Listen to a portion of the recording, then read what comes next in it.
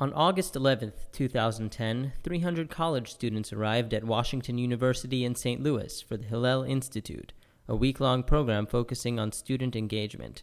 They joined 80 Hillel professionals who had dedicated 3 days towards preparing for the new academic year. One issue on their mind was Israel advocacy. When some of our campus professionals deal with Israel, it is under the worst set of circumstances, as we saw on numerous campuses in the spring semester, with divestment resolutions, with guerrilla theater. And we can imagine what we might be able to expect when we return to campus in the fall. Last year, BDS, the Boycott, Divestment, and Sanctions movement, launched divestment campaigns against Israel on at least 13 campuses. Carrie Copens, Hillel's campus director at the University of California at San Diego, recalled her observations as the divestment resolution was debated in front of the student government. And actually the name Israel in our divestment bill wasn't even listed. And I think that was a way it's kind of changed. It's saying, oh, it's not about Israel, it's divesting from these occupying forces. And I think it's getting a lot more strategic and a lot more suave how they're articulating the divestment issue. You could just feel the tension in the room. And I think what was hard is there are students from our Jewish community who were on the other side. And you could just tell that some students were giving them these glaring looks of like, what are you doing over there? You should be over here. There were students in the middle who were just like, seriously, sat in the middle. Like there was no middle. You had to sit on the floor. Like that's where they chose to sit because they didn't know what to do. Like they knew they wanted to be there, but they didn't know how they felt.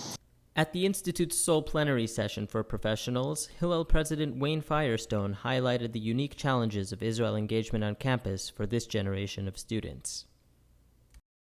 We know that this generation grew up without concerns for existential threats against Israel and relate to Israel in a very different way. But what's different about this generation, 250,000 of them in the past decade have actually visited Israel.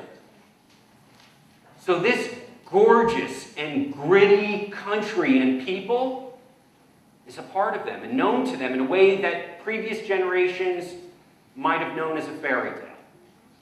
Between sessions, students shared some of their hopes for engaging their peers about Israel in the coming year. I think advocating for Israel is part of any kind of Jewish experience. I think that you can't have a Hillel or any kind of interacting with Jewish students and think that Israel's not in the equation. In terms of Israel advocacy, I'm hoping just to get the word out, just correct misinformation, to dispel the rumor that Israel is just a desert with nothing going on. And I think one of the things I can do is just promote our events and to sort of more secular Jews and less pro-Israel Jews and even non-Jewish people who are interested in the debate. And also just sort of promoting reading up on the issue around campus. I have a collection in my room and I'm always willing to lend them out. While speaking to professionals, Firestone warned about the hostility that students could face when Israel is the subject of discussion. There are really bad guys and gals who demonize Israel, whose intent to depict Israel in negative lights will not move forward the interests of peace 1 inch. And we should call them out and not be afraid using our First Amendment rights to address the demonization of Israel whenever it occurs. Later, Firestone sat down with JTA's Sue Fishkoff to elaborate on his remarks. When I say bad guys, maybe that is a little bit too,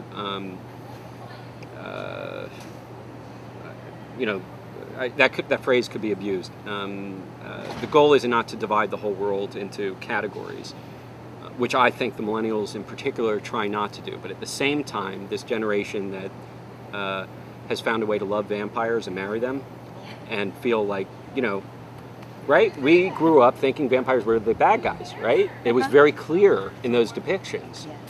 This generation has found a way to love them. And I sort of like that about this generation, but at the same time, we've experienced service. So what do we just forget about that and pretend that pretend that doesn't exist, pretend that people who are saying they want to destroy Israel or hate the Jews or whatever, that they don't mean that, because what they really mean is something else.